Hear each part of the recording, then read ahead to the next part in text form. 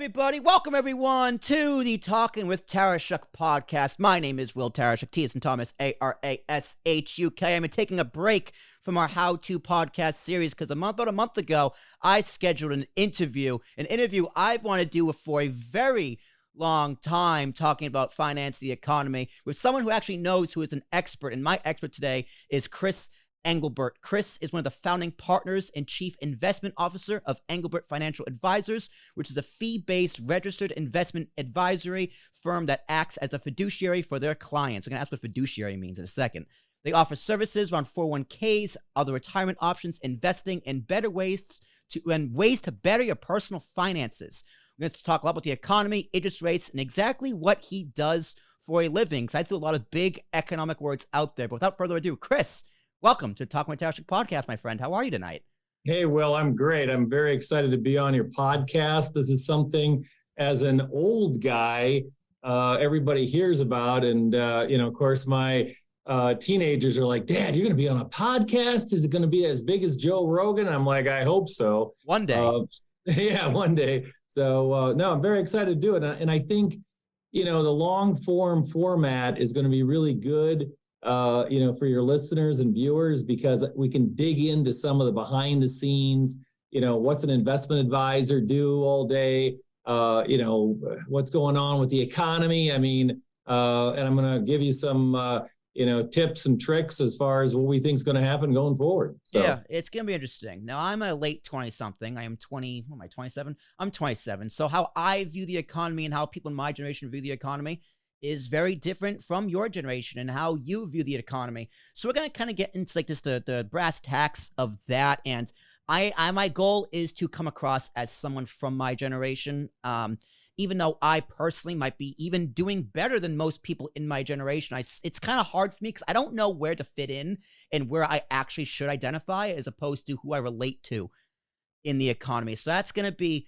an interesting battle for me to tackle, but we'll see how it goes. So, Chris, introduce yourself to the world, who you are, what you do, your business, and, how you got here. Yeah, well, it's an interesting story. As a graduate of the University of Minnesota Golden Gophers, I studied, I have a dual degree in agricultural business and econ. So I keep telling people, I studied college on how to count cows, but it was probably some of the best education I got, because back in the early 80s, people were really kind of struggling with very similar economic situations that we had now. And so what ended up happening is I got literally a job as a traveling salesman for 2 years. I was on the road 50,000 miles a year working for a company out of Boston. And, back at that time, they were looking for salespeople that A, could make a presentation and B, had some technical knowledge. Well, finally I was like, I got to get off the road. And there was really what was going on in the investment arena at that time is you had all the big brokerage firms trying to figure out how to gather assets and hire advisors. And I happened to, and just to show you, throw back a name, E.F. Hutton. We had a small E.F. Hutton office in Allentown, Pennsylvania.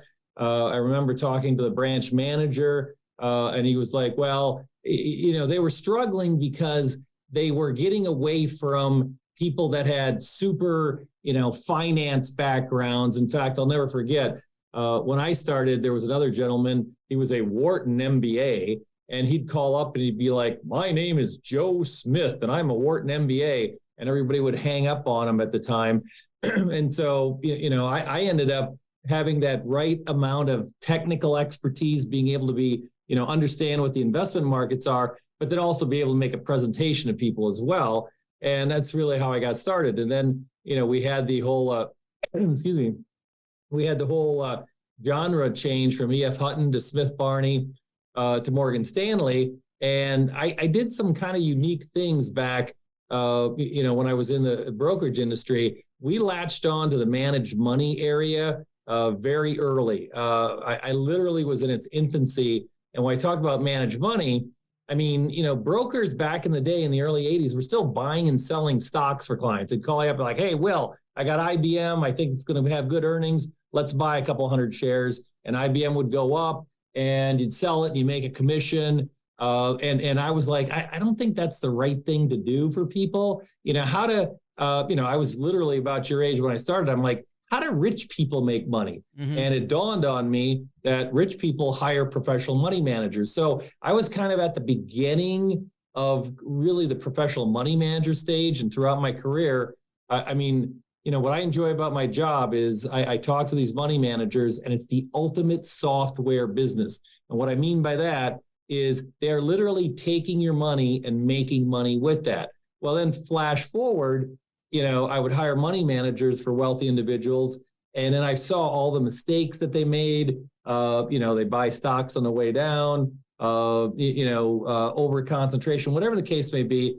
And then finally, when we decided to become what's called a registered investment advisor, we were doing money management for clients ourselves. So we have a couple of products that we have, but we still use a lot of third-party managers too. And the RIA, or the registered investment advisor space, was the perfect fit for us. I mean, really, registered investment advisors were the first money managers that were out there. Well, now in the last 15 years, they are advisors that have left the wirehouse who now manage their clients' assets. So it's been a really exciting journey. And now with all the different products out there, obviously cryptocurrencies, et cetera, we'll see where it goes in the future. So right. And you started the business with your wife, correct? So in Pennsylvania. So she everybody's like, hey, what's it like working with your wife? I'm like, well, if your wife's really good at what she does, it's really it's easy. really so, easy. Wind her up, let her go. Right. So I'm the front of the house. She's the back of the house. Mm-hmm. She's got 20. She doesn't like me to say this, but she has like 22 years of experience. So she started right out of college, and she worked in all the operational aspects of the investment business. So it was a very natural fit, for us to open our own shop. I like to tell people we're like that cool little pub where you come in, we know you, we have certain beers on tap. You can only get those beers here. And we know your kids and et cetera. And that really resonates with people. People like to deal with people that, hopefully know what they're talking about and can get things done. Yeah. So like the RIA is the type of firm you run? Yeah. So there's two. So there's the broker dealer world, and those are the Merrill Lynch's, the Morgan Stanley's, the Stifels of the world. And in the broker dealer world, they can charge a fee to manage money, but they can also charge a commission, to buy or sell various investments. The RIA world is a registered investment advisor, and typically a pure RIA only charges a fee on assets. So for example, right. If somebody has $100,000, we charge 1.25%. We bill it quarterly, not 1.25 billed each quarter, but 0.3125. There's no transaction to buy or sell. We use many of the major custodians like TD. Of course, they got bought by Schwab, Fidelity, Pershing, and there's some other custodians that are starting to come along. So, there are hybrid RIA firms that, people are dual licensed and they can do, sell insurance and do some commission-based products. But really the spectrum is, are you a broker-dealer firm or are you an RIA? And we like the RIA because what you alluded to from a fiduciary standpoint, we were kind of that weird cat at the broker-dealer firm at Smith, Barney, and Morgan Stanley, because we always charged a fee to manage money. And all my, coworkers would be like, why do you do that? And I'm like, because it's the right thing to do. And, I'll never forget, I had one guy tell me, he's like, well, I can spin some of these accounts and make 3, 5, 8, 10% on commission. And sometimes, you can be very prescient. And I remember saying to him, at some point in the future, there's going to be no more commissions charged by anybody. And sure enough, I was right, because what ended up happening is about 5, 6 years ago, the entire industry went commission free. Nobody gets charged a commission to buy or sell a stock or a bond anymore. So, we like the RIA platform, because again, we're fiduciary. I got to look at you, the client, and say, okay, how much risk can you take?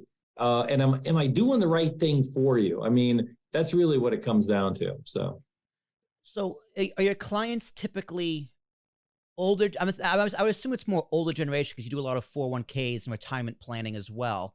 Or do you have a fair mixed bag of old and young people as Yeah, clients. I mean, it always skews older because older people have the money, but we've got and they're planning. They're trying to plan what to do with their money too. Yeah, but young people love spending money. Right, like people in your generation are coming on strong now because once again, we've all heard there's several $1 trillion in assets moving from one generation to another. We have clients where we have the clients, we have their adult children, and we have their children. And one of the other things I like about being an RIA is that when we were at the wirehouse, they were like, "Oh, you have to have an account with $100,000 minimum." I was like, "Are you kidding me?" And we used to recoil in horror when a wealthy client would say, "Hey, can you open a $10,000 IRA for my kid?" Because we were actually dinged for doing that. And I'm like, well, wait a minute. If this person sees that we have to charge them X, Y, Z fee, when they eventually inherit the money, they're going to be like, "I don't want to deal with you." So we don't charge any fee for anybody below 10,000. We're trying to get that next generation of investor to get exposed to what's going on out there. And that's the latitude we have of running our own business where we can do that. And you can't do that at a lot of these, larger wirehouse firms. I mean, you can do it, but they send you to an 800 number. Now, that kind of dovetails into what's happened with, I hate to say your generation, but a lot of young people, there's a lot of these robo-advisors. And when the market was real hot, billions of dollars were pouring in robo-advisors, and they were buying Vanguard funds, et cetera. And I always said the day will come when people get enough money where they say, well, wait a minute, these robo-advisors are good, but, the market, for example, in 2022 is down, 20%. And what's my robo-advisor doing? And what we found all along is that as people get more money, they want to talk to somebody. They don't want to be like an 800 number. They want to have somebody that, gives them some ideas, some vision, strategy. We do a ton of strategy at our shop. So like I had a call, we happen to specialize in police and teachers. That's our strong, one of our verticals. And I had an officer today, he's going to be retiring in 2 or 3 years. He just wanted to chat for like a half an hour, like, "Hey, I'm doing this, I'm doing this, I'm doing this." And I was like, "Hey, did you think about this or this?" And, that strategy really helps people. And I think younger people are desperate to talk to somebody to give them some strategies, really what they are. So, well, I mean, financial literacy in general is just such a big problem for young people because they don't know what they don't know. Right. But need someone to teach them. And yeah, young people, I love you, but sometimes you don't like to listen either. So there's plenty of blame to go around. And luckily, Financial Literacy Month was, I believe, last month. Yeah. So and what's dangerous now, and I said this back, so we have CNBC, and I'm dating myself because I remember when it was the Financial News Network, and I was like, oh man, I'm going to be out of a job because people are going to watch TV and they're going to know everything about the markets. Well, the problem is, it's like drinking from a fire hose. Should you be trading currencies? Should you be, whatever? And so now one of the problems out there, and this is where you're helping by, doing these podcasts and getting real people, is that, you're seeing people on TikTok and YouTube and they're pushing stuff.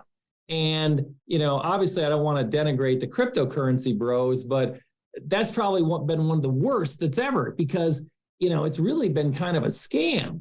And I think the younger generation is realizing that, they've gone from talking about Bitcoin and Ethereum to talking about getting a, 6-month CD at 4.5% now. And they're like, well, wait a minute, maybe I shouldn't have all my money in one particular asset class. And oh, by the way, not only do things go up, but they come down in value too. They always go down as well. Yeah. Yeah. And so I think, I don't want to, say, hey, I'm like a doctor or whatever. I mean, doctors do very important jobs, but, everything that we have 300 clients, and everything that people have gone through, we've gone through with them, and may not be exact same thing, but it's similar. And so I can be like, hey, Will, here, you should be focusing on this. You should be focusing on that. Just to cut, to kind of like the younger generation, the biggest problem I see in the younger generation is over leverage, which is a fancy word for too much debt. Whether it's getting a credit card when you were in college, or buying too big a house, or, getting the $500 a month, BMW payment because you're making $100,000 a year. That's a killer. That debt is a killer. And what I really like to see, it's funny because, I have clients that are in their 70s and 80s, and they're like, this young generation, they don't know what they're doing. And I'm like, that's not true. I said, there's a movement out there of people that are, saving money, delaying, trying to retire, the whole FIRE thing. Yep. The FIRE movement. Yeah, the whole FIRE movement. Now, I think that was a little radical. I'm going to retire by 40. Good luck.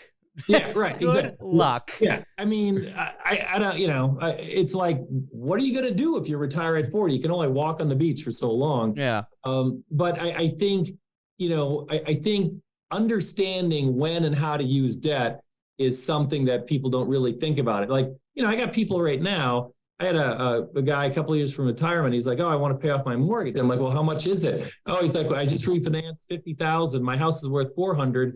I refinanced $50,000. I'm like, oh, well, what's the rate? He's like 2.75%. I'm like, you're never going to pay that money off. I'm like, the banks would love it if you would pay that off, because guess what? They're making 7% mortgages right now. So, so there's a right time to use debt, wrong time to use debt. Well, debt to me is interesting because debt can mean very different things to very different people, as well as businesses who under the law are considered people, which blows my mind. That's a conversation for another day. So like debt, I have student loan debt.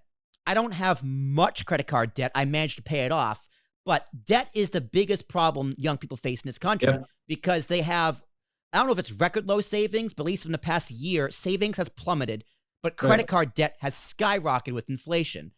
So they have all this debt. They go into jobs who don't want to pay them well, so they're leaving their jobs. And it's just like the economy, who does it work for? Who does the economy actually work for with debt, even with debt in particular? Because with debt to a business is very valuable. Like Elon Musk just bought Twitter. Guess what? He bought all of that debt.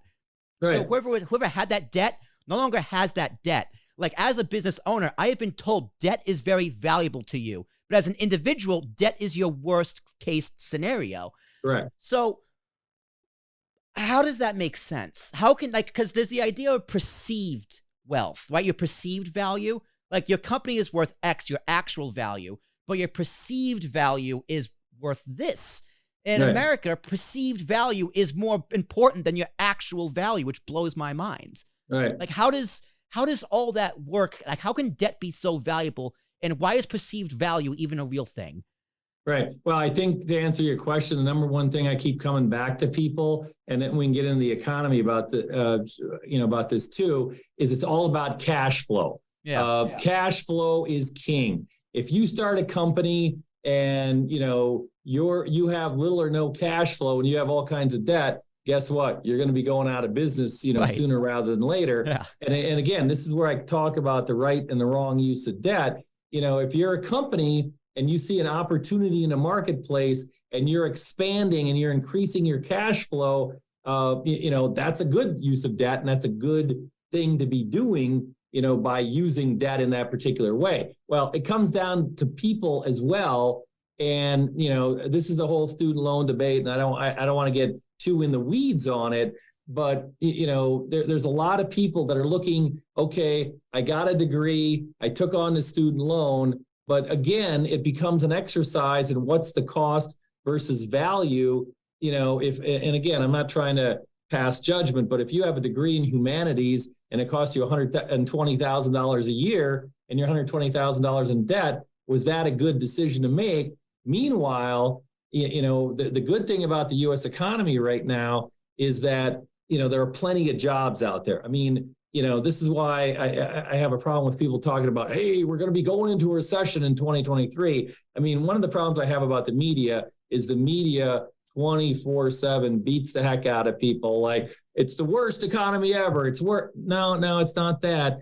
But let's get back to cash flow for a second. If you have a job and you get laid off and you can find another job, that's great. And many times you can find a job at a higher paying amount. Well, that's even better. If you get laid off and you can't find a job, then it's a recession. But again, comes back to what are you doing with debt? If you took on student loan debt to get a degree to make more money, that's great. And that's what you want to do. But again, to your point about companies, people have to think about themselves as their own little company. And so if you took on a whole bunch of student debt for a humanities degree and you can't make any money with it, that'd be like a company opening up a division, that this company, what they do is they sell, iron ore widgets, and then they decide to open up a division selling ice cream, and they can't make any money. So, I mean, sometimes you have to use the analogy of the absurd, but that's literally what it is. So, that's what I'm trying to get young people to understand. But again, early on in your career, you're going to have more debt because you're trying to improve yourself. You're trying to get education so that you become a more valuable member of society and be able to make more money. So, but a lot of those debts are just never going to be paid off. Like, there's people out there who are collecting Social Security, but it's getting docked because they have student debt. Right. Like, that's absurd to me. It's just, it's crazy. I mean, there's a lot of underlying issues to what caused that, government policies, college exploitation, this, that, and the other. That's a whole long conversation, but I want to go back to jobs. So you said, there's a high job market right now, and the unemployment numbers are what they are. So you have the unemployment number. Right. And that's calculated by, who is in the workforce looking for work. I was unemployed in 2018. I was unemployed almost the entire year. I was unemployed for actually almost a full year. I was unemployed for 10 months. After 6 months, I was still looking for a job, but I was taken out of the unemployment data because they just stopped counting me. So one, that data is completely skewed. It doesn't make any sense. It leaves out a big portion of people. I think they do it for seniors, people who retire, which that makes sense. But it doesn't separate young people who just can't find a job. And even if they do find a job, I saw a study recently that most people in the United States, it's close to 50%, need 2 jobs just to make the bare minimum ends meet. So you have a full-time job and a part-time job just to make the bare minimum. So that number, that unemployment number, doesn't include the quality of the jobs and the payment that are in those jobs. So when you have CNBC saying the unemployment numbers are low, the economy is great, I'm calling bullshit because the pay isn't good and people need 2 jobs in this country just to survive, to pay off debt they can't pay back. Right. So how do you unwind that huge knot I tied up for you? Yeah. Well, so there's 2 parts of the jobs numbers. There's the people that make stuff, and then there's the service people that, do stuff. Right. And so ever since COVID, we shut the economy down. We are living, somebody's going to write a book about this in 10 years. They always write books 10 years after. You are living through one of the biggest economic experiments in history. Absolutely. Oh, yeah. Never shut our economy down. So think about it. You shut your economy down, and I'm not going to get political, 2 weeks to flatten the curve, whatever. But so you shut your economy down. The number one fear back in March of 2020 was that we were going to go into a depression. And so the government steps up and says, hey, you know what? We have electronic access to everybody's bank accounts now. How about if we start shooting money into their bank accounts so they can buy food, et cetera? I think that was actually a positive part of the experiment. The negative part of the experiment was they shot thousands of dollars into everybody's accounts. They really, and this goes into our talk about inflation. So inflation is, too much money chasing too few goods and services. Well, guess what? We had all kinds of money chasing too few goods because everybody's sitting around clicking on Amazon, doing that kind of thing. And so there was a shortage of goods. Well, now in the last 14 to 16 months, supply chains have healed. If you order something, it gets delivered in time. So the making the stuff part of the economy, I feel, is fully healed. It's the service side of the economy that is not healed yet. The bartenders, the waitresses, et cetera. But to your point, what people and owners are beginning to understand is that you got to pay people. You can no longer, and whether it's politically right or wrong, setting the minimum wage. What businesses are finding out is you got to pay people a certain amount of money to show up now, and that's actually a good thing because my thesis is that inflation and wages were kind of artificially held down for about a 10-year period of time. Longer than probably that. 2008. longer than that, for sure. Yeah, from probably 2008 to 2018. Yeah. And then all of a sudden, 19, the economy was really starting to take off, and people were like, oh, we got to start paying people more. Well, then in 20, you had a hiccup. Everybody sat home. And then all of a sudden, in 2021, people are like, whoa, wait a minute. We need that worker, and that worker. We're going to pay him 20 grand a year, 30. So you had a bidding war, like you do in the NFL for, a good, athlete. People are like, we got to do that. And so I think we're still in that wage adjustment period of time. And I think what it's doing is, if you work hard, you got a good education, you understand, where you're going and you're adding value, companies are going to be like, we got to pay you. Because I always tell people, if you're running $1 billion company and you've got 10 people on a team that's in charge of $100 million budget, you're going to make sure you got really good people and you're paying them enough, because you've got all this capital at risk if something screws up. And I think, that's what's happening now. And I think the good news for your generation is that a lot of the older workers, COVID, they got out of the workforce and they're getting back into the workforce because they're bored, they need money, whatever. But there's all these businesses out there that are looking to hire the next generation of managers, project managers, sales, whatever it is, because it's really starting to thin out at the top. And I think, there's a lot of young people that are going to have a lot of opportunity in the next 10 years. I hope so. I really do. I mean, we're definitely in a transition period as an economy as well as a nation. We were recording this on election day, and God only knows what's going to happen in the next few weeks. But with I think people need to reorient how they view what a wage is, what a salary is. To me, it's income. But you as a business owner, what is a salary to you? It's a cost. Right. It is a cost to your business. So when you see costs in, production going up, you have inflation for food going up. Like if you're running a business, operational costs are going up. It only makes sense that wages are also going to go up because it is a cost to your business. Yep. But it's when people want wages, or they want to unionize, or they want just more money, we're seen as lazy. We don't want to work. And don't get me wrong, people in my generation, a lot of you are lazy and don't want to work. But a lot of people are like me, who just live to hustle, right? There's a lot of people who work harder than me and live to hustle. People who work 2-3 jobs, plus are famous on TikTok, live in the hustle. Like, yeah, there's a lot of problems in my generation, but we are arguably the hardest working generation with the least amount of hope to do it.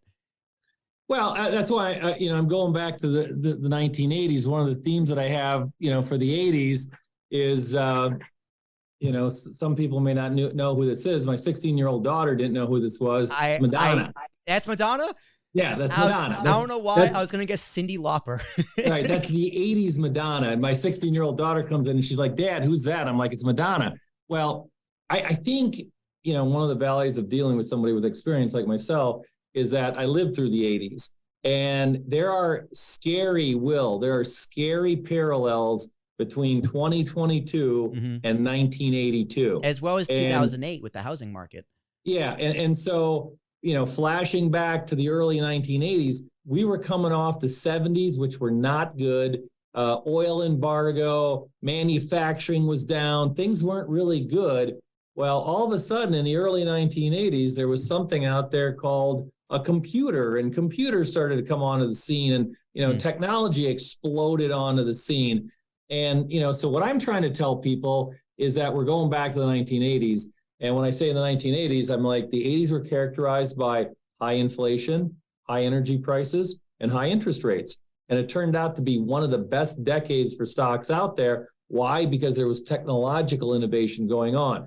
So one of my theses right now is that we are going to experience a revolution in healthcare, and this is where some of the business opportunities are in the next 10 years, that is going to make antibiotics look like a Band-Aid. And what I mean by that is, I understand where you're coming from. Like, how are we going to get out of this? And I'm offering healthcare as one of them. because there's three areas of healthcare that I'm really focused on.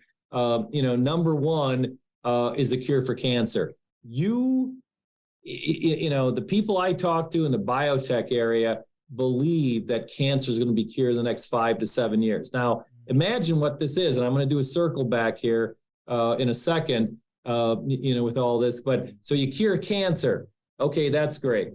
The second area is the next generation of inflammatory drugs. So you can take an ibuprofen, or somebody my age can take a shot of tequila or some bourbon. That works the same way.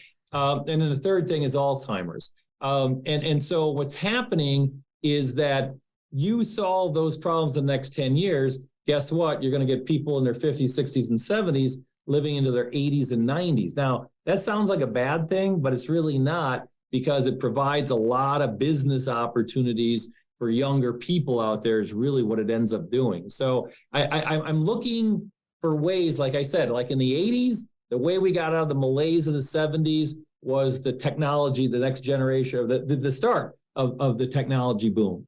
I'm thinking that the way we get out of this malaise, potential malaise that we're having, and again, you got to remember, we're still reopening our economy, getting back to normal, whatever that is. I think it's going to be the revolution in healthcare the next 10, 15 years. Well, America, that is a capitalist society, and Yep. we are the forerunners of innovation. So if anyone's going to figure out a way, it really is the millennials and Gen Z. They're going to figure something out. I don't know if it's healthcare, because honestly, I think healthcare is way too corrupt as an industry with the government, and just as powerful as they are. Like take the vaccines, for example, right? Mm-hmm. The latest batch of COVID vaccines, the Pfizer upped the price. It was originally $30. Actually, I was going to ask you this, or ask someone this, right? Because Pfizer is a publicly traded company, Mm-hmm. right? They made $100 billion. That's not an exaggeration, off the vaccine last year. Now they have quarterly earnings that they would reach their shareholders and their whoever, their board. How are they going to reach those numbers? It's going to be an inevitable dip, right? You'd think. Well, not really, because with the vaccine, the latest boosters, who they're recommending for, I think, 6 months and up. Now, I don't want to get into the debate of whether that's necessary or not, just the economics of it. They upped the price of the doses from the government from $30 to $130. Mm-hmm. So they're price gouging. Yep. To inflate their economy, the bubble. Yeah. So I don't know how healthcare is going to be innovative when you can't cut off that corruption. The price gouging for medication, insulin is a big problem. People can't afford insulin. There's stories all over the country of the United States of people rationing insulin, when in Canada, in the UK, or anywhere in Europe, it costs like $30. Here it costs like $1,000. I don't know if it's 1,000, but it's crazy. Right. So right. How do you fight that corruption?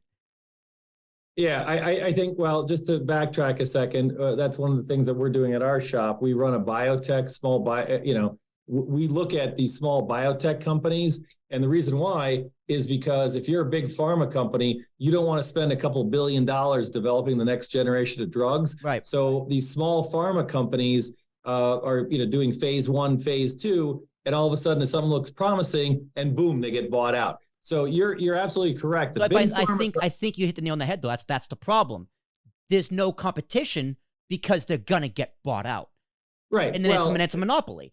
But to your point, so there was literally about $500 billion made. I mean, again, you go back and rewrite history. This whole COVID thing, and I don't want to get like too, back in history, but, the moon landing, getting a man on the moon sparked, incredible technological innovation, carbon fiber, et cetera, that whole thing. Mm-hmm. I'm always looking for good that comes out of kind of bad situations, like, forcing people to get vaccines, et cetera. The good that came out of it is we're leapfrogging in technology on the medical standpoint.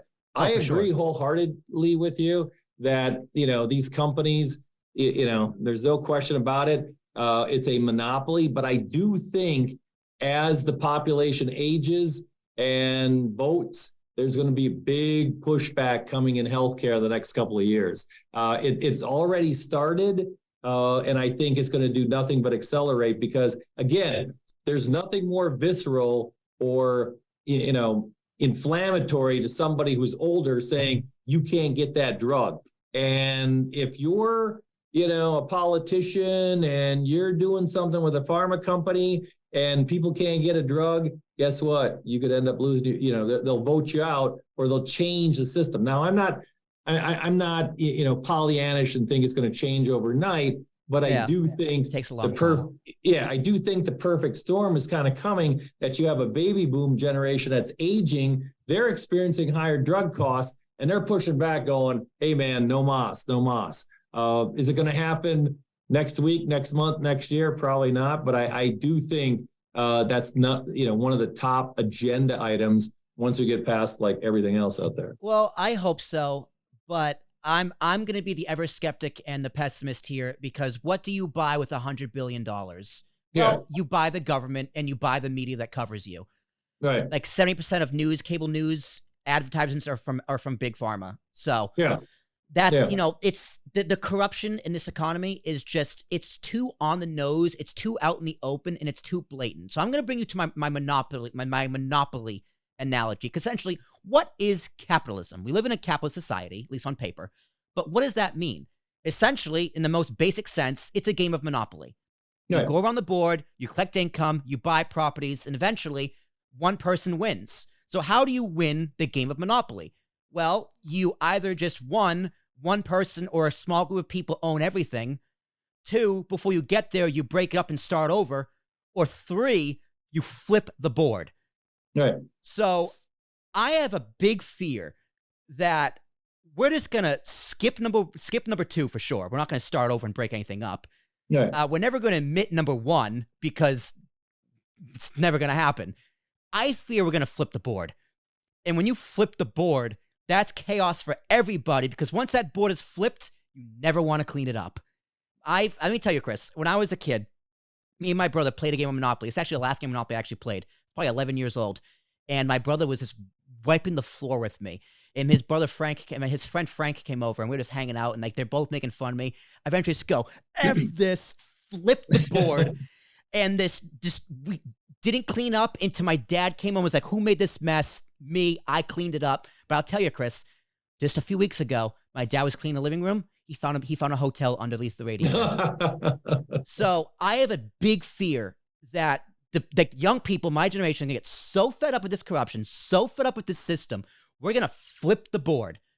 And there's no going back once the board is flipped. Yeah, I mean, that's always been the danger throughout history.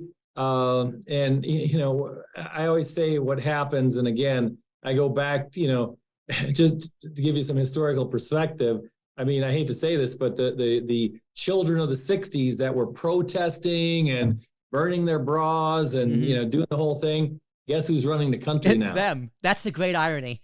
Yeah. That's the great irony. And honestly, Chris, now these Gen Zers who are just protesting on TikTok or, gluing their hands to paintings and throwing mashed potatoes on them, they're going to grow up and they're going to do the exact same thing. Yeah, exactly. You're exactly right. I mean, pretty soon you're like, hey, I'm not part of the establishment. I'm anti-establishment. Then you become part of the establishment. You get in a comfortable house. You drive a nice car. You eat at good restaurants. And you're like, wow, man, do I really want to go back and do that? I mean, unfortunately, people are always looking for comfort. But back to your point about capitalism, and, this was something that we saw. And I truly believe that anybody between the ages of 16 and 30, you could see when they become establishment, a hard swing towards libertarianism, becoming libertarianism. Yes, libertarianism. Right. Say that fast 3 times. And the reason being is you got kids that had to wear masks. They had to, conform at school. They had to do all these things that were put on them, without them, being able to say, I don't want to do that. And so to me, that's actually hope, because some of the things that you're saying, right now you got big government knee deep in pharma, waist deep in pharma. And what we saw during 2020 was the government saying who could stay open and who would be closed. Target could stay open, but the mom and pop shop would be closed. So that image is burned into young people's minds going, why is the government dictating who's going to be? Well, it was a national health scare. Well, okay, let's really dive into what was it a national health? It's not going to be a big debate, but I'm trying to make the point that you could have a whole bunch of people that go back to individual rights. I mean, this country was founded, again, I don't want to sound like a historian, it was founded on, rights of the individual, and they kind of got squeezed, those rights. Young people saw those rights being squeezed, and now, younger people are going, hey, you know what? I never want to go through that again. I never want to have that happen again. What can I do to make a difference? And so I think it's actually laying the groundwork. I mean, again, I hear my older clients going, it's the demise of civilization. They see a TikTok that their, grandchild, show them. They're like, what are people doing? And I'm like, well, maybe what they're doing is they're communicating their displeasure with what's going on. And, oh yeah, by the way, like, for example, you're right. I'm on calls all the time, and we'll get back to what I do all day. And one of the things I do all day is I try to talk to people a lot smarter than I am. And I was on an election call, and it was funny because these election pollsters are running scared because people don't have landlines anymore. Mm-hmm. They got cell phones. They don't have traditional TV anymore. They're streaming. I've noticed in the last year or so, I'm getting more political texts than I ever have. And so the pollsters are running scared going, well, we don't know who's going to win and who's going to lose. And I'm like, that's not really a bad thing. What it really makes people do is like, okay, I got to get out and vote, and so I think, that's also a positive in the long run too, because you're getting more and more people involved in the process, which you got to be involved. So, I mean, you do got to be involved, but the whole talk about democracy is really democratic if you only have two options. Like, even the idea of a third option can't exist. Like, no, you crazy? Right. So it's like, I think it was Bill Hicks said you could have 20 options of cereal, but you got two political parties. Yeah. And they're both bought and paid for by the same people. Right. Wall Street buys them off.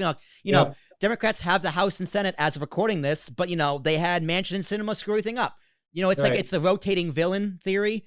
Yeah. Right. Oh, yeah. You can't vote your way out of economic collapse. I don't believe that at all. No, I agree 100%. And I also think that, politicians like NASCAR, have sponsors on the car. Politicians should have sponsors on. Yeah. And I mean, you now have the power of the internet. Every politician should, who you're sponsored by or who's contributed to your political campaign, et cetera. So people are like, no, oh yeah, okay. I understand that. Now I know where you're coming from, but one of the things that I'm trying to, tell my clients right now is that, don't expect with this midterm election any kind of radical change. No, it's going to be, we're stuck in the status quo for a very, very long time. Yeah. And then change is incremental. Change is the wheels of progress roll very, very slowly. Yeah. It's always been like that, right? Oh, it's always been like that. It's always going to be like that. But if you're not too careful, it does come radical change. If you don't want radical change, because that's when the board gets flipped. Right. Well, you want it to go slow but steady. Yeah. Probably the smartest thing, I went to University of Minnesota. I'll give a plug for them. But we had a lot of foreign students coming back in the early 80s because we were an agricultural campus.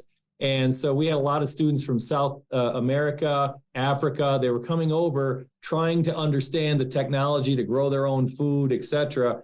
And it was really cool because if you think about it, back in the 80s, South America was not a bread basket like it is now, and neither was Africa, which they've made some improvements. But I'll never forget a student from Venezuela, we were talking politics, and he's like, you Americans think politics are a straight line. You've got the left, you've got the right. He's like, politics are really a circle. He's like, at some point, the conservative side or the liberal side gets so radical or doesn't want change or whatever that they're both literally doing the same thing. Mm-hmm. I'm almost wondering if that's not where we are right now. Where no, it definitely is. You can go so far left, you end up being right.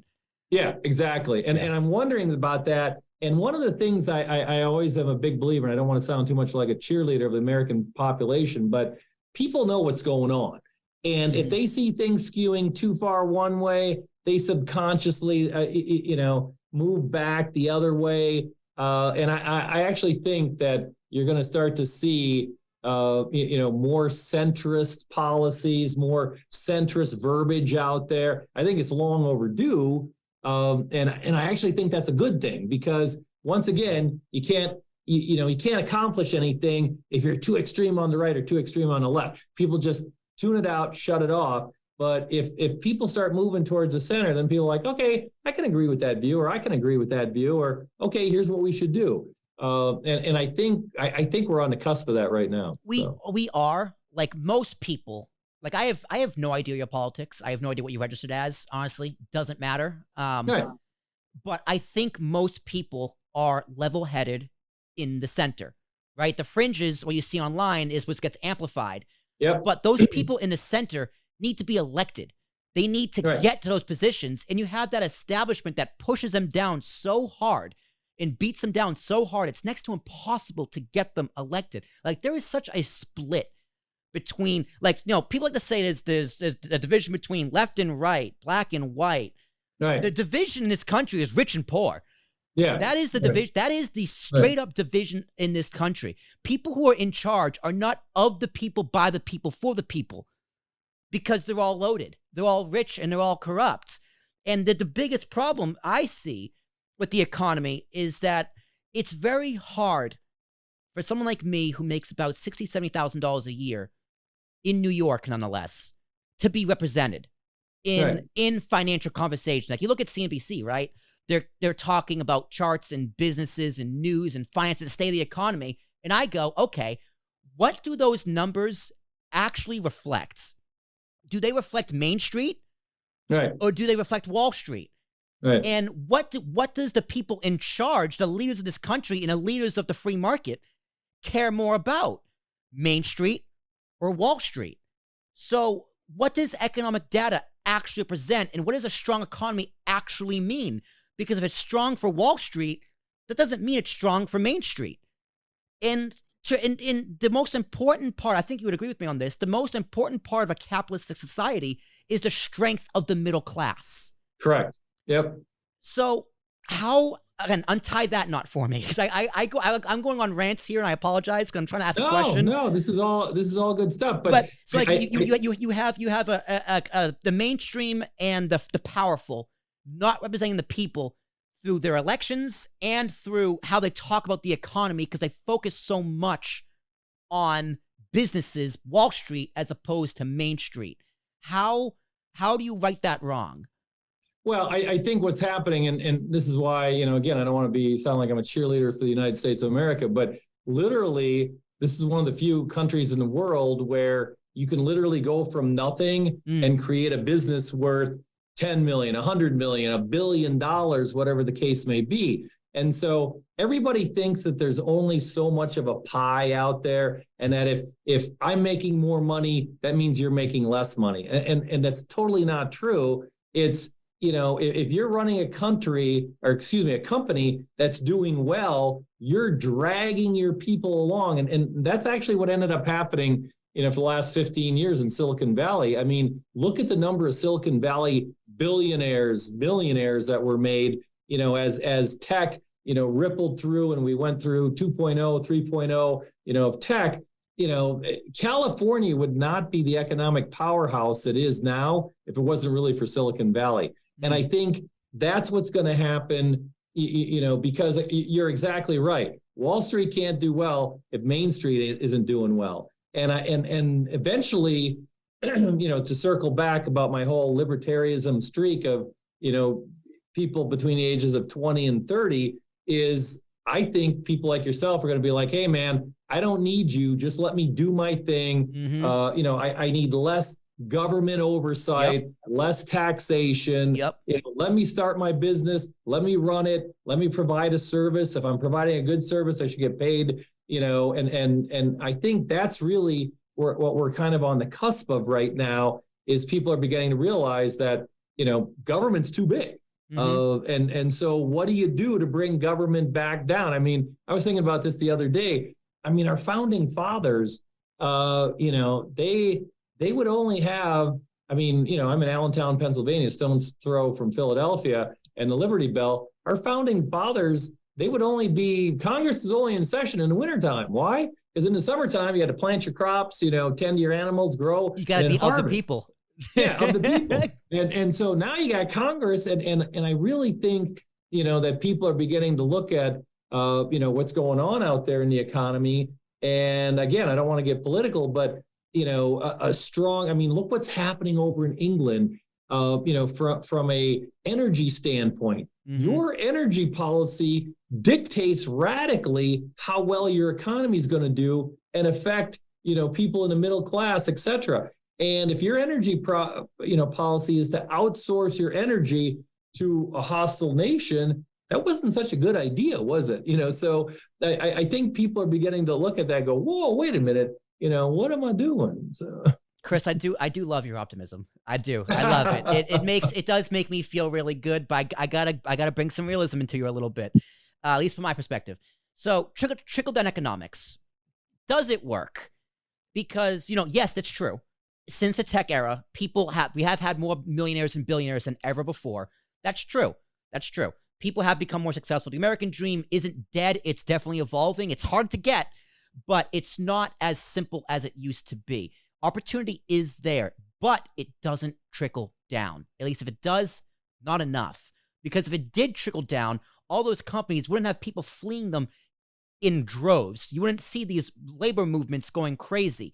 And to the point, even like Starbucks workers are trying to unionize. Wells Fargo, Amazon, like it's crazy. That gives me hope more than anything. The labor movement, because that's what happened in the 1930s with Vanderbilt and Carnegie, and Ford. When they were too big, the people took the power back. Yep. And that does give me hope. But then again, you have Starbucks union busing like crazy. And to Biden's credit, the NLRB, they're better than most have been recently. So there is hope there, but even so, that's getting squeezed, that's getting pushed down, and the middle class used to always have more money than the upper echelon. Right. I don't know if that's true anymore. Because, like, say in the 70s when the economy collapsed, right, you got to raise taxes. Who do you do it on? The middle class, because there's more, like, even though they make less money in the giant pool, that's where all the money is. I don't know if that's true anymore. I still, it is. I've seen the numbers, and the middle class still is where all the money is. So how do they calculate those numbers? Well, they look at the different tax brackets, and one of the things, just to add some optimism back to us, is that we haven't had a tax increase in 2.5 years. And one of the other things that's happened, and again, inflation. We have some hot inflation. I believe it's going to cool off, but I still believe we're above trend on inflation for probably the next 10 years. But the other thing is the tax brackets are opening up because they're adjusting them for inflation. So, if people make that extra dollar, you got to make a lot of extra dollars to get taxed at the next higher rate. So, there's some good things, that are going on from that standpoint. But to your point as well, I mean, that's why, when you look at like a country's energy policy, I mean, every dollar in gas, costs a family of four, $3,000 to $5,000. So if you got a good energy policy, you can lower costs for people, and they can afford, they have more money in their pockets. And I think, people have really in the last 18 months seen this, and they're like, whoa, wait a minute. Are we really heading in the right direction by doing what we're doing? I mean, I again, just to let you know what I do every day, is I'm on a lot of calls looking at long-term trends, and, the EV long-term trend. Everybody's like, oh yeah, everybody's going to go to electric vehicles. And there's a very, very good money manager. I've used them for 15 years with my clients' money. And he did a very deep dive the last year about the total replacement of cars and the life cycle and et cetera. And he's like, people are under the impression that we're going to go EV in the next 10 years. He's like, it's going to take, not a goddamn chance. Yeah. It's going to take 50 to 60 years to get out there. And not only that, how do you get the batteries? How do you make the batteries with fossil fuels? How do you dig the nickel out of the ground with fossil fuels? Yeah. Like I do fully support investing in EV. I support investing in nuclear because that's just another market to compete with the oil to bring the costs down. Yeah. Well, back to your point. Well, you need both. You need all of them. You need to create the marketplace. You got to create the market. You're seeing what's going on in the UK, and all of a sudden people are saying, well, wait a minute, we need a portfolio of energy. We need fossil fuels, renewable, nuclear. We need a portfolio because if you concentrate all your dollars on one area or the other, and that's what's happened, is that there's been less money spent, in the fossil fuel area the last 10 years. It's gone to, renewables. It ain't going to happen. I mean, our infrastructure is just not there. For example, for every EV, if you buy an EV for your house, it increased your electricity use by 50%. 2 EVs in your house, two electric vehicles, you would double the electricity that your house uses. Yeah. Our electric grid, look what happened in Dallas, down in Texas, et cetera. It can't handle it. So, California as well. So I think what's happening is people are sitting back going, wait a minute, we need a portfolio of energy. We need to, who does energy really affect? It affects the middle class because costs have gone up, and it's part of inflation. So what do we do to do this? Well, we got to talk about our infrastructure. There's that conversation that is subliminally happening. I think it's got to be out there a lot more. Like, what do we do, to get the price of, gasoline back down? Because that's what you and I pay at the pump every day. Well, I have an idea. Because I agree with you 100%. That's a piece of the puzzle as to why gas prices are so high. Supply chain is another reason why gas prices are so high. But gas prices are also so high because it's a monopoly. It's also monopoly. Like, they're price gouging. They are price gouging. They have admitted they are price gouging. Well, because they can. I'll take the other side. Yeah, it's not so much price gouging. And again, I've done a deep dive on the energy sector. Okay. It is the best performing sector this year. And one of the things that the energy companies used to do is they'd be like, drill, baby, drill, drill, drill, drill, drill. And they were drilling all the time.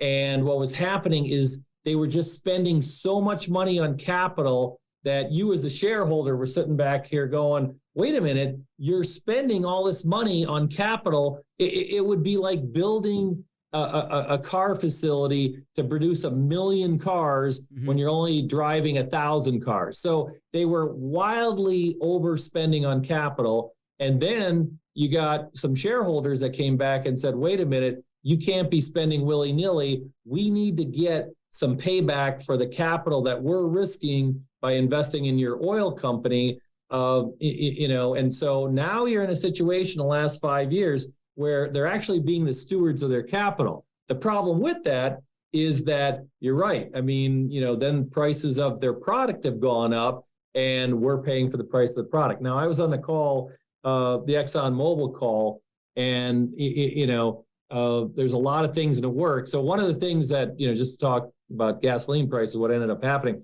created a perfect storm. You shut down the refineries, you sent all the workers home because of COVID. Nobody was really driving their cars. Well, then they started driving their cars again. It takes anywhere from 6 months to 9 months to get the refineries back up because they got to be re-permitted. They've got to be tested. If you're not to get into how gasoline made, but basically you're, boiling stuff at super high temperatures and pressure, you've got to test all those systems because you don't want to flip the switch, turn it on, and have the place, blow up on you. So there's a ramp up time to start those factories, gasoline factories up, which happened. Well, the CEO of Exxon was like, people have to understand, we also had a moratorium on refineries for about 3 years. He's like, by 2023, 2024, there's 3 major refineries that are coming on that are going to produce more, gasoline, diesel fuel, et cetera. So we're kind of in that bridge mode. The question is, if you really wanted to bring down the price of energy, what's the number one thing big companies love? Tax cuts. You got it. Tax cuts. Exactly. So, that's a great point. Taxes. Actually, I do want to get to taxes, but I want to ask one quick question on oil. I do want to also make note. A price of a barrel of oil, easy for me to say, was negative in 2020. Yep. right? So Yep. they lost so much money. It Yep. makes sense. They need to make that money back, right? Yeah. That's just, like, again, supply, demand, and supply chain. Right. Mm-hmm. But how do you make sense that, they got to do all this? They lost all the money, and it's going to cost more to get it back. With the inflation, shouldn't it cost more to produce? So it doesn't make sense that they also have record profits, all-time highs. Right. So how do they have all-time highs if the cost to make it is so much more? That's a question across the entire economy, because there's a lot of corporations that have all-time highs, price hikes. Right. So how can you say that's not a form of price gouging? Well, if it costs more to produce and to get out there, you should see profit. But record profits, like, how does both of those things, polar opposites, happen at the same time? Well, the big thing in the oil industry is, again, they're not burning through cash flow like they were before, building new plant equipment, drilling, etc.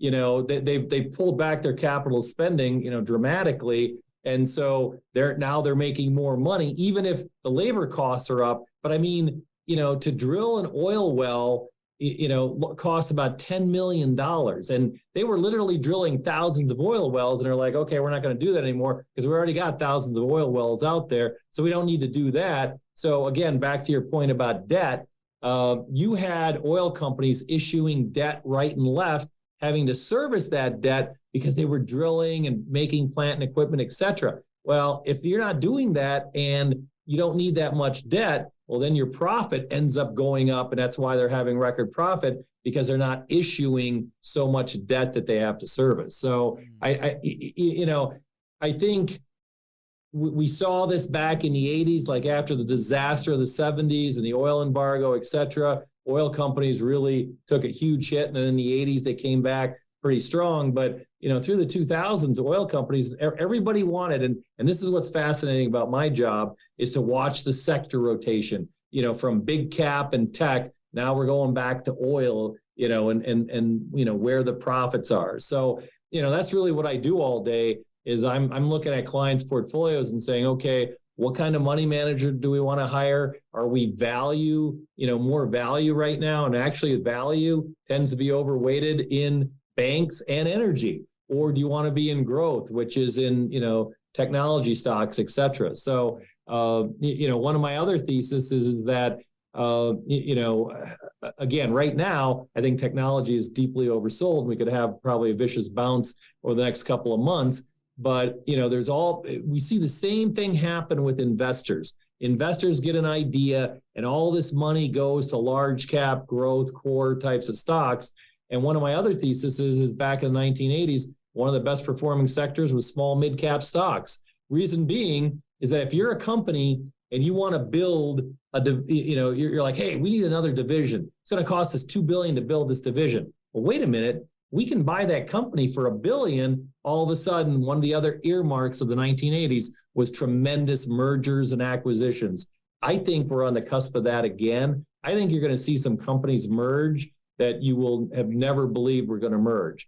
And I think it's going to happen in the next couple of years, because in an inflationary environment, it's cheaper to buy somebody than it is to build that plant and equipment, is what it ends up being. And that's what kicked off the 1980s. I mean, people need to Google Michael Milken, the junk bond king, because Michael Milken was like, hey, if I buy this company and for 40 cents on the dollar and I break it up, it's worth 120 cents on the dollar. Wow. All of a sudden you saw companies merging and getting together. And guess what? Beneficiary of that was the shareholders, and a lot of the employees at the companies became rich overnight because they held employee stock and their company got bought out, and all of a sudden their net worth doubled or tripled. But I think the other thing, to do a circle back, which I learned from my sister-in-law, stand-up comedian, tell the joke at the beginning, then you tell a long story, and then you come back to the joke. And you get the punchline.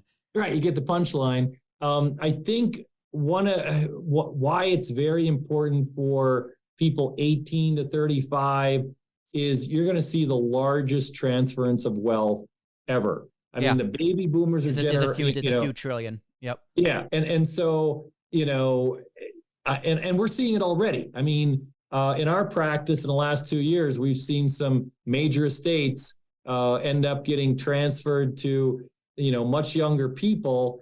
And it's a little scary. Of course, everybody does the same thing. The minute they get the money, they either buy a house, they improve their house, but I keep telling these people, you have an opportunity here to set up the education for your kids and set up your retirement for the future too.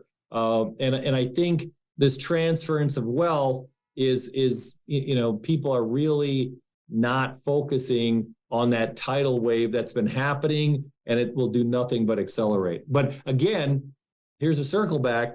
If we move politically more to the center, if we have more libertarianism from a political standpoint where people say, leave me alone, if we have a portfolio of energy rather than focusing on one particular energy, product out there, I see nothing but upside. Okay. Well, it is a little concerning that, the only hope for one of the big hopes for my generation is the previous generation to die. So, but that's, it's like, okay, so they're going to have all this money, right? They're not going to really know what to do with it. They can get set up. Hopefully it's not too late, but then they don't have a foundation for themselves. So that's going to build a foundation for themselves. And then what about the generation after that? They're going to be no money to pass on to them. The opportunity is going to be there. Who knows? That's too far down the line to speculate. But I do want to talk about taxes. But first, on the topic of oil and gas, subsidies. I want not specifically just about gas and oil subsidies, any type of subsidy, any type of government subsidy to big tech, whether it's big pharma, whether it's big oil. Subsidies to me sounds very, very uncapitalistic and very, very socialist. Yeah. So how can we be in, we are, like I said, we're capitalism on paper. But, the more I look at it, the more I learn, the more I kind of go down this road. It's like, are we capitalist or are we corporate socialist in an oligarchy? Right. And the example is, people like to say that the stimulus checks that we got $1,400 over a year and a half ago caused all this inflation. But the government gives out billions of dollars to oil companies. They give out billions of dollars to big pharma. They gave almost between 80 and $100 billion to Ukraine, but that's not inflation. That's not socialism. It's only socialism when you give money to Main Street. But you give money to Wall Street when Obama bails out Ford. That's not socialism. But when you bail out me in Hoboken, New Jersey, you fucking socialist. Right. So square that circle for me. How are subsidies part of capitalism? Yeah, and I agree with you 100%. From the standpoint, and again, I'm not cracking on green energy, but we saw all these subsidies, for green energy. And it turned out to be, was that the right thing to do? I mean, there was a couple of $1 billion companies that literally evaporated when their solar panels didn't work, whatever the case was. So you're right. It's a very slippery slope to come down to. But again, I'm going to flip this. It's not capitalism. It's not free market. Yeah. I'm going to flip the script though. Please. Because what the movement that I see happening, and again, positive things that have come out of COVID, we all of a sudden realize, well, wait a minute, why do we have stuff made over in China that's really important for the U.S. economy, i.e. semiconductors, computers and computer chips? So I think we got the wind at our back because Intel is going to be dropping a $50 billion plant in Ohio, and all of a sudden you're seeing all these governors going, I want that, I want that, I want that. Who wants jobs? Yeah, exactly.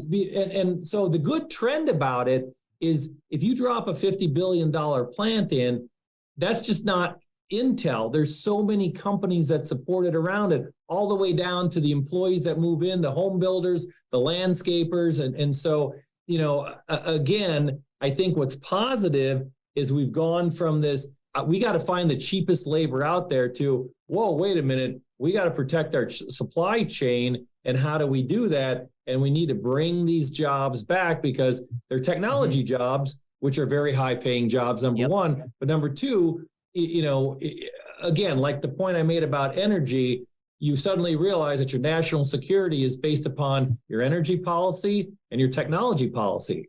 And so, you're right. I mean, we're a capitalistic society with, the different overlays on it, but young people can that are, paying attention, and that's what I talk about all the time. You got to pay attention. Well, wait a minute. If that's what they're doing, that's a good thing. How do I position myself, to take advantage of that? And that's really what it comes down to. I mean, yeah, okay, it creates jobs, but hopefully they're good paying jobs. Most, if they're in the factory, probably not. But people up top, there's gonna be a lot of good paying jobs there. But even like, how can you convince a company? So say we drill, baby, drill, and there's a massive influx of oil. Who's going to force the companies to keep it in-house? Because we're one of the number one exporters of oil. Oh, yeah. All the oil we drill gets sold. All the oil we buy comes from Saudi Arabia. Yeah. Well, at least, no, I'm being hyperbolic.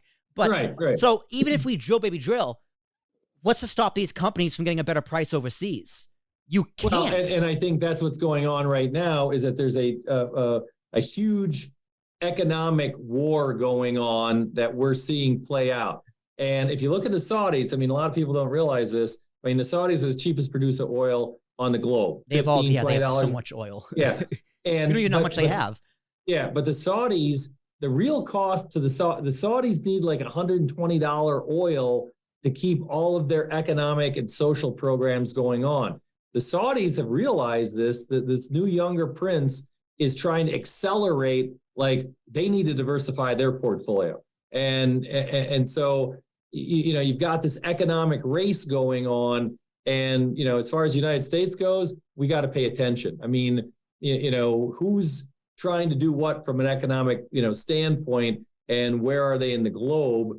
But I agree with you 100% about, for example, and I don't want to sound like I'm centrist or a global centrist, but at some point, how much money do you give to other countries, versus what you're giving here? And again, I think maybe this is going to be the political shift that happens the next couple of years.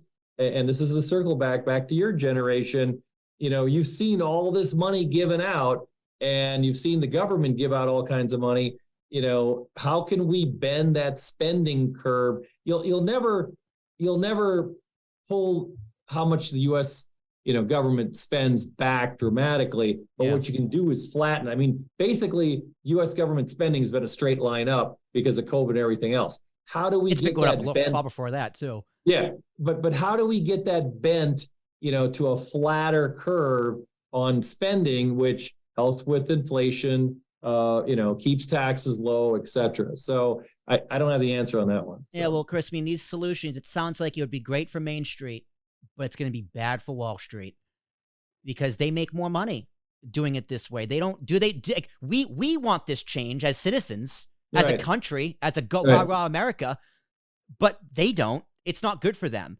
They're profit driven. Or how can we, as policymakers, incentivize them? Because a pair of shoes, you can get it for 4 cents on the dollar overseas. You can't beat that here. We have labor laws.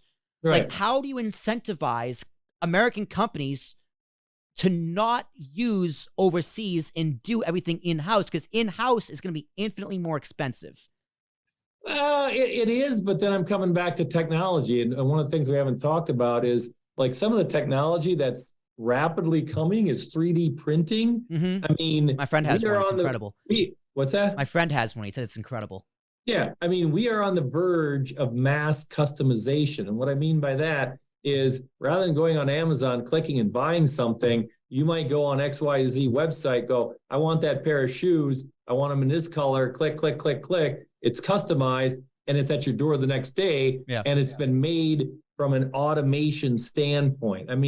That's what I'm excited about.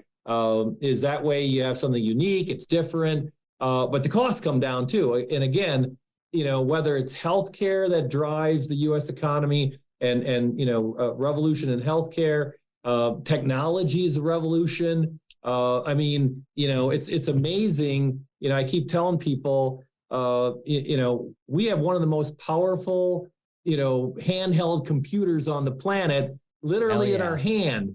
And, you talk about opportunities, you have young people that can make $500 to $1,000 a weekend driving through neighborhoods, stopping at yard sales, buying something for $10, clicking, putting it on eBay or whatever the websites are, and selling it and shipping it out. I mean, again, I don't want to sound too Pollyannish, but the opportunities that we have. I mean, yes, people are using this to record videos and TikToks and everything else like that, but you can literally run a business on your iPhone Yep. now. And so if you continue to lower the barriers to entry, you have mass customization, guess what? The labor costs may not be that big of an input or a challenge for people. So, I mean, I look at our own practice. We're an RIA firm, and, because of technology, we can easily run a couple $100 million. I mean, even 10 years ago, that would have been very difficult to do, but now it's easy. So, and even in general, so like they get these subsidies, whether we can support them or you don't, and then they do stock buybacks. So I need stock buybacks explained to me, because this is how I view them.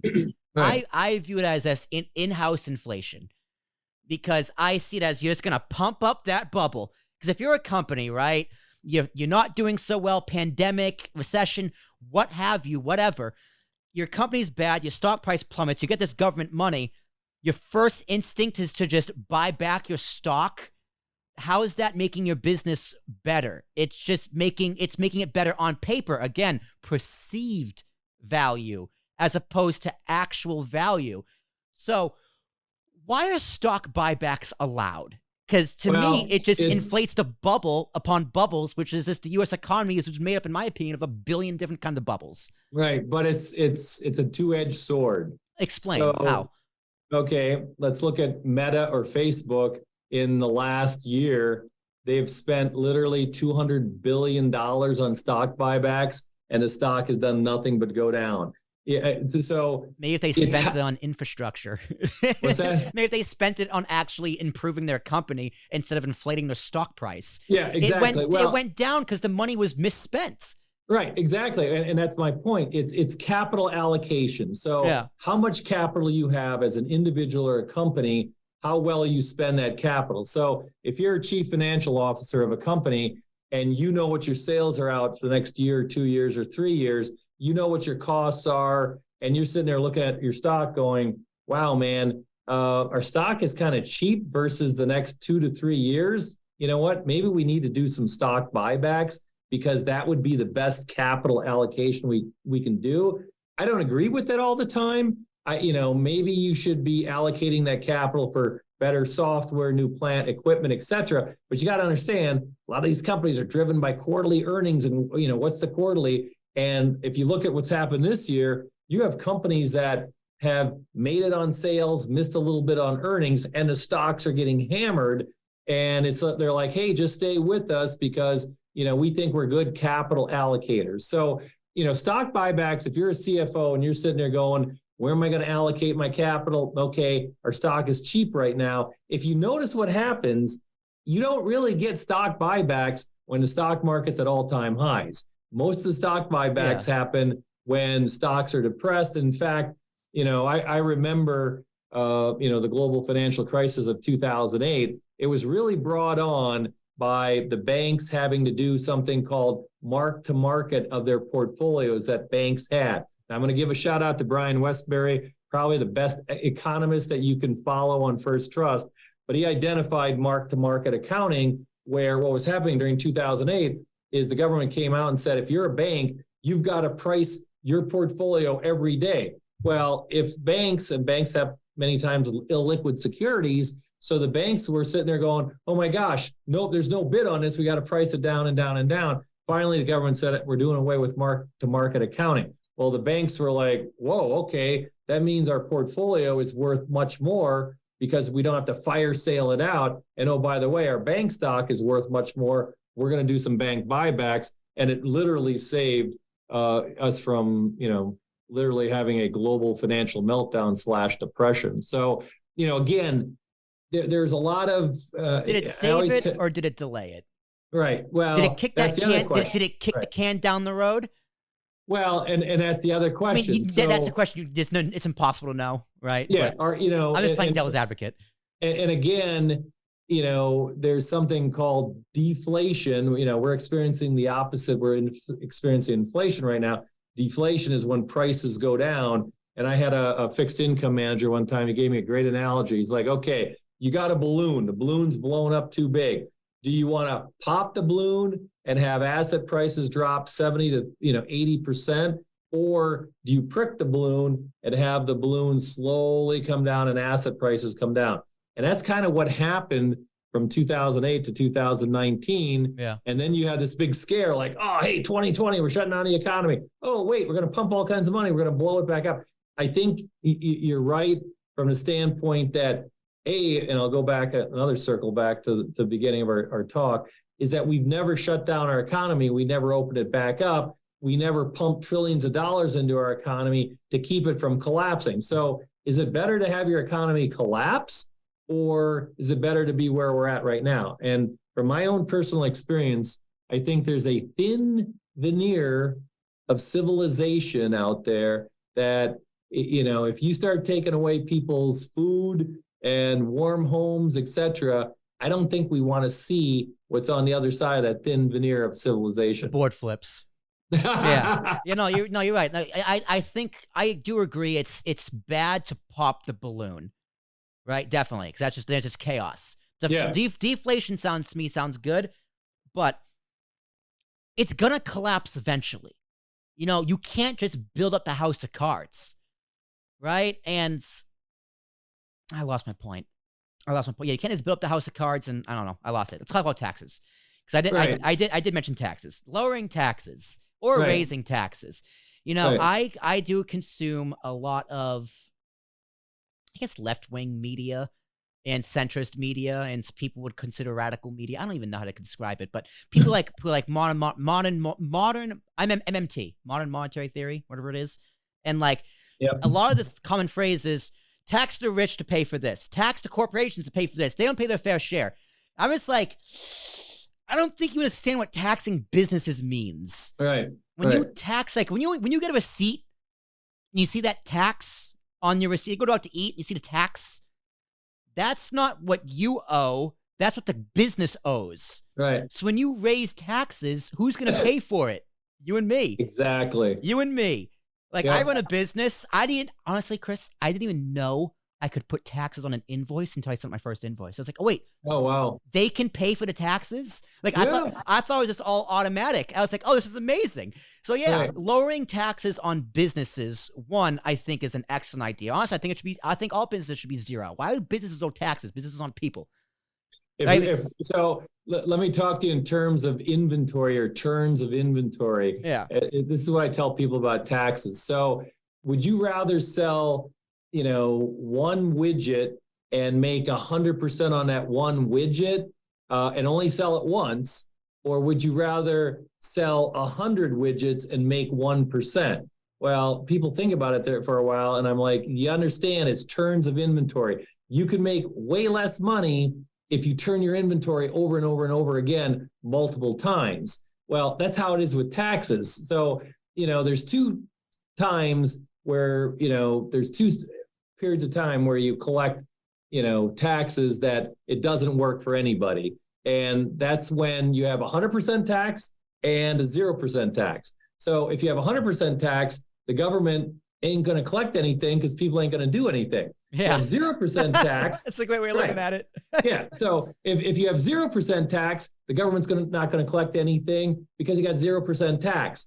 What we really need to do, and nobody wants to sit down, and you hear people talk about value-added tax, and you hear all these other, there's that fine tuning. Is it 20% of somebody's income? Is it 18% of somebody's income? And I really think we actually, I had a professor in economics class, and he probably made the most sense of any professor I had, but he's like, if you look at people's income, below a certain point, you should actually get negative income. And what he meant by that is you should actually get paid by the government. So, and we did that. We did that during COVID, where people got stimulus checks is what they ended up doing. So the question is, and some of the European countries are trying this too, like if you make $20,000 a year, you should get an additional $20,000. if you make 30,000, you should, some kind of minimum income. A UBI.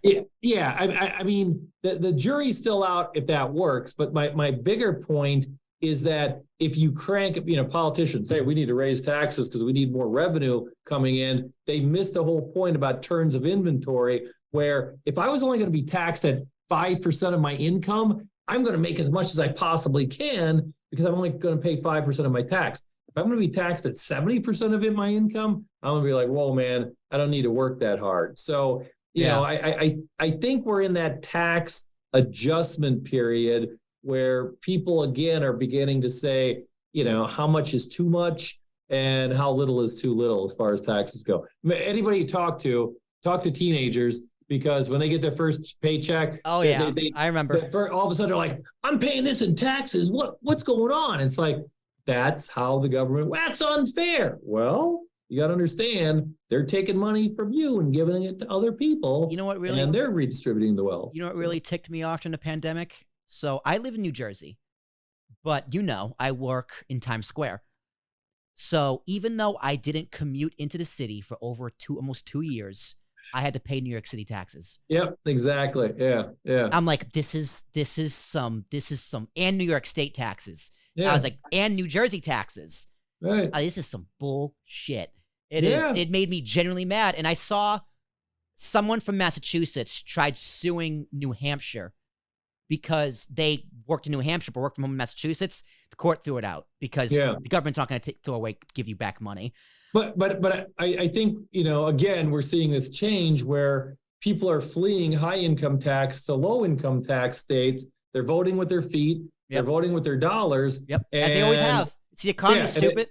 Right. And so all of a sudden the politicians are like, whoa, wait a minute. We're in a bigger and bigger and bigger hole. What can we do? And so you're getting some Band-Aids on the problem. You're getting legalized gambling, which I have a whole thesis about. Legalized marijuana is coming around the corner. Yep. Is that good or bad? I'm not going to comment. Muy bueno.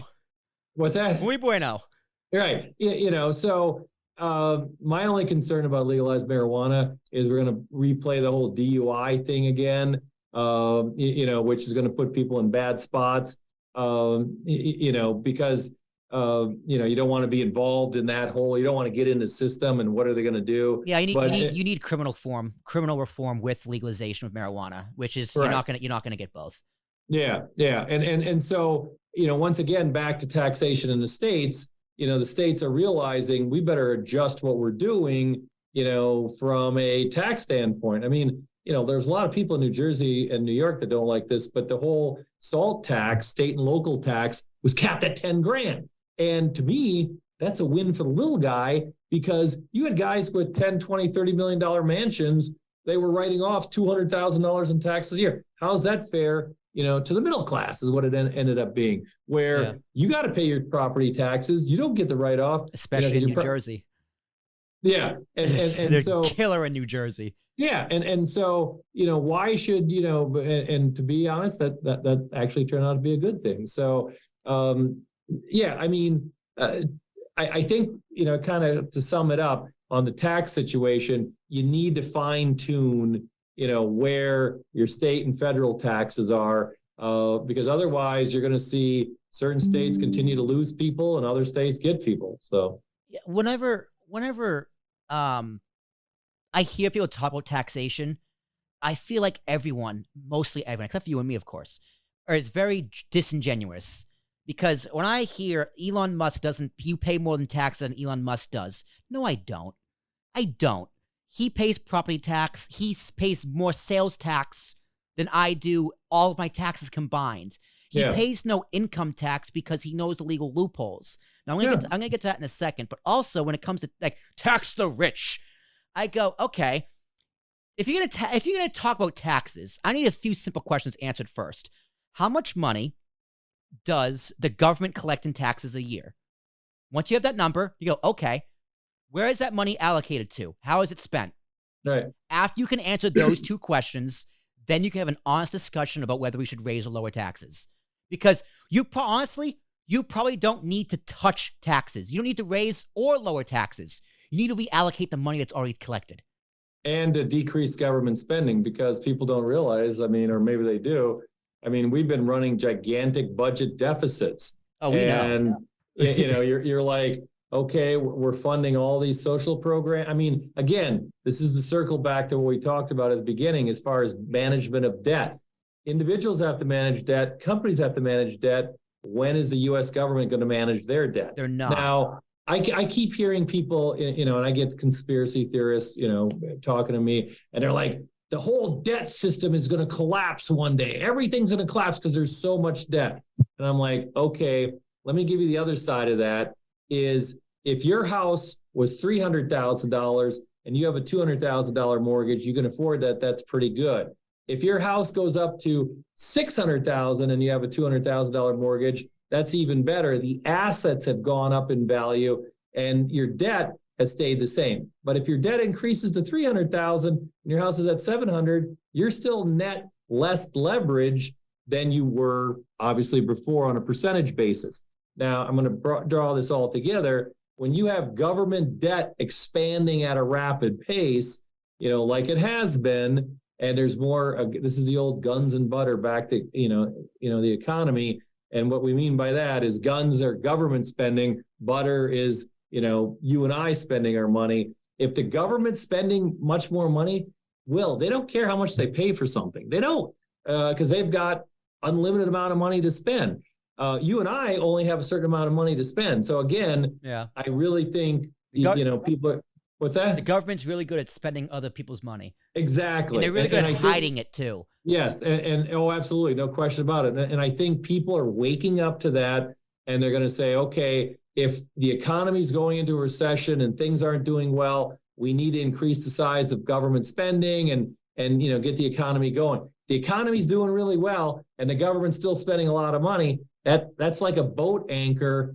When you're driving across the lake in your boat and you're dragging this boat anchor, it drags the economy down. So once again, are we going to talk, have a real conversation about government spending? And let's just say, leftists, I love you out there. I love you very much. Let's just say you get everything you want. They have a profits windfall tax on the oil companies. They tax Elon Musk out the ass. They tax all the corporations as much as you want. They raise the income tax. They get all this money. Where do you think it's actually going to go? Because let me give you a hint. It's not going to go where you want it to go. Right. It's not, because otherwise it would be there already. Right.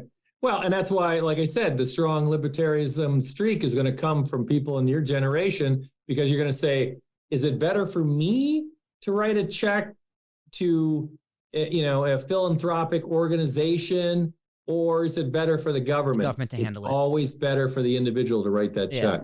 Because they can do more research. Like, unfortunately, a lot of charities are scams and they just embezzle the money themselves. But that's just the way. That's the way American system. That's just the way Americans are. But a lot of charities are good. And one of the things that's happening with the internet, like we just in our practice here, rather than it used to be in the RIA business. At the end of the year, you'd thank your clients, you'd send them a gift basket or whatever. We started this a couple of years ago, where we make a donation on our clients' behalf. What a huge positive response we've gotten from people. And this year we targeted this couple.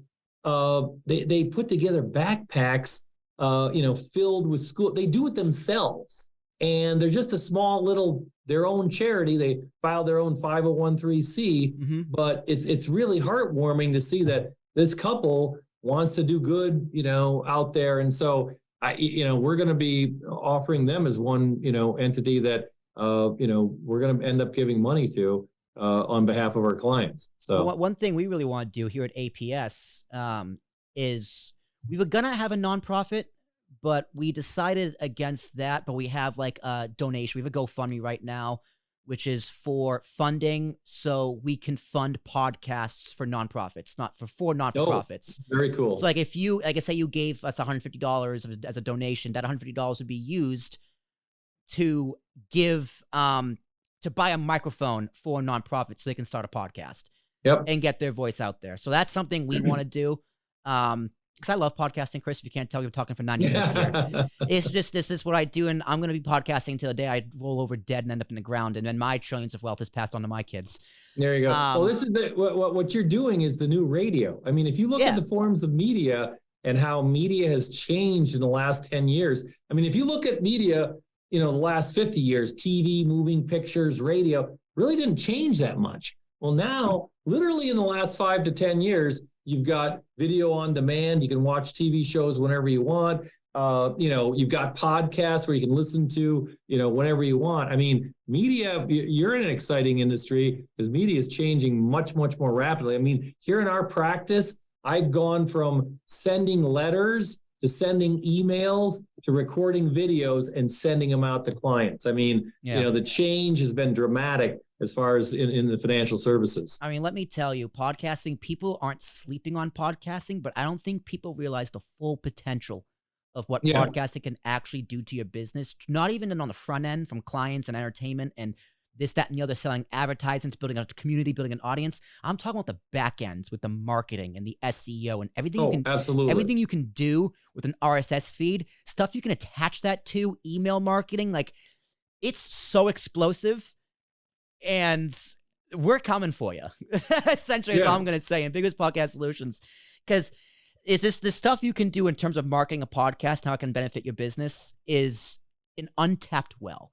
I agree. Even talking about free market innovation, that's what I plan to do. That's what we plan to do as a company, and hopefully we can get some tax cuts. Yeah, well, and so the other thing that, again, you're the poster child for the next generation.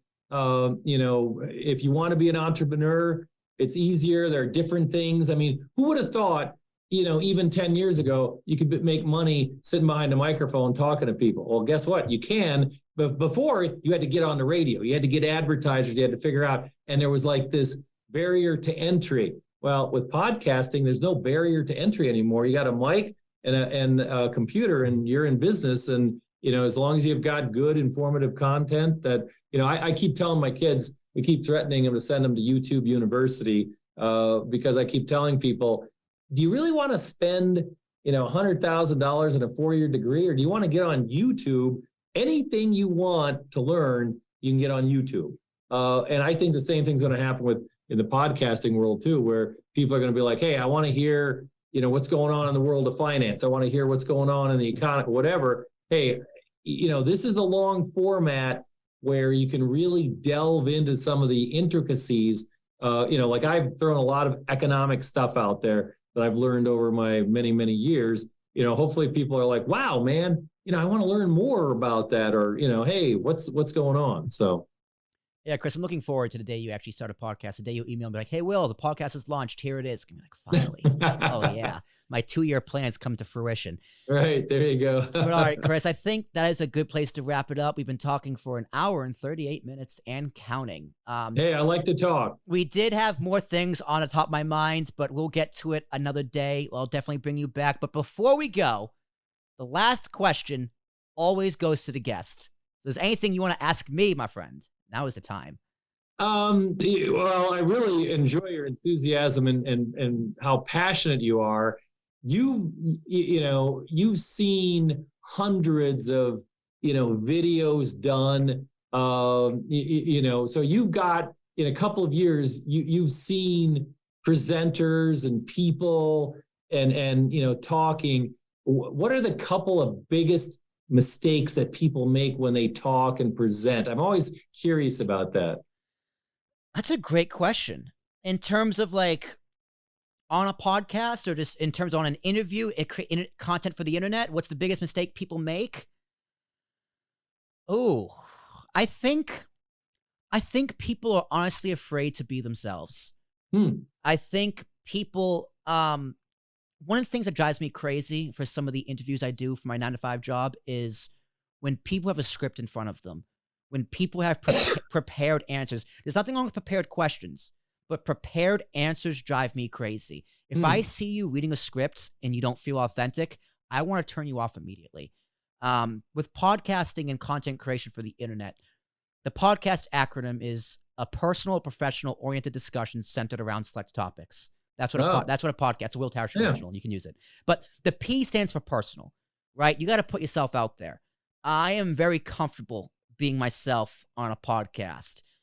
Joe Rogan is so successful because he is so comfortable being himself on a podcast, and he's very good at dragging the authenticity out of his guests. Yeah. Like you, incredibly authentic. Like that's one thing I noticed from our interviews and just listening to you over the past few years. You have no fear of being authentic. You're going to say what you think. You'll tiptoe certain things about politics or whatever, because that's just a smart thing to do. But you're authentic. So one of the biggest mistakes I see is that people would rather play a character than have themselves be a character. Because I also come from a wrestling background. As a wrestling background, I mean like WWE watching as a fan. Right. I do my wrestling podcast. I am so bombastic and ridiculous and absurd on that podcast. I'm yelling and screaming, having fun.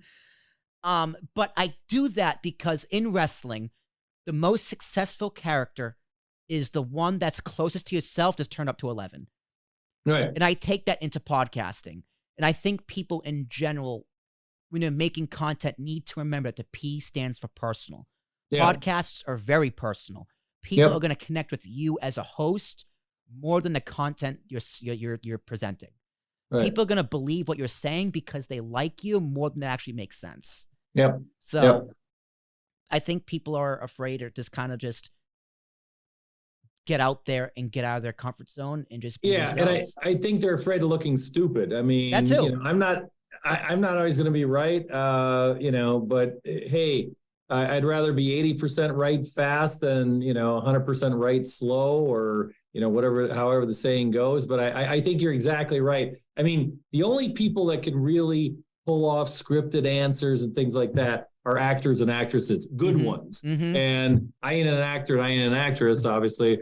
So you got to come across as authentic. And I think that's what people appreciate. So good. That was good. Okay. I also think a lot of people see this new media and think they have to be like old media, right? They have to keep it in sound bites. They have to keep it in segments. They can't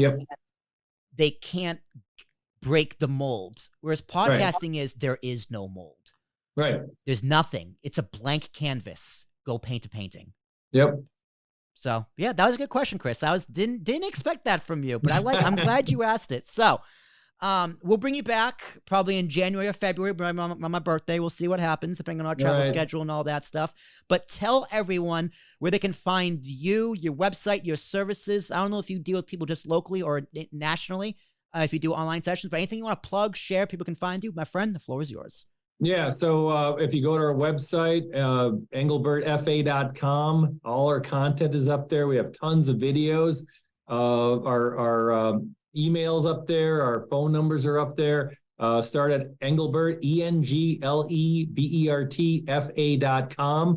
And if you really want to get into it, again, I got something really cool. I have an app for your smartphone you can download. You download my app by texting Chris E, that's CHRISE to 36260. So if you text Chrissy to 36260, my app, you can hit the link, it'll come up, you can download my app. Why do you want to download my app? Great way to get a hold of me. Phone numbers on there, emails on there. Also, all the videos that we do are on my app as well. So this is a long form video. We do a lot of 3-minute, 5-minute, 7-minute updates on the economy, updates on the markets. We did a really good Medicare webinar with a Medicare specialist. So we're always providing content out there. But again, we have clients all over the country. We do Zoom meetings, Zoom calls. We can talk to you about what you're trying to go through. And again, remember, I always use the analogy that when people are watching NFL football and they look on the sidelines and they see all the players, well, they see about 20 or 30 other guys out there. Well, guess what? That's the quarterback coach, the tight ends coach, the line coach. Literally world-class champions have coaches as well. And I don't want to get into that corny like, hey, we're a financial coach. But really what we do is we help people with strategy as far as what they're doing. Hey, I'm trying to save for retirement, or I'm retiring, or we just had a baby. Call us. We'll help we'll help people with that. So.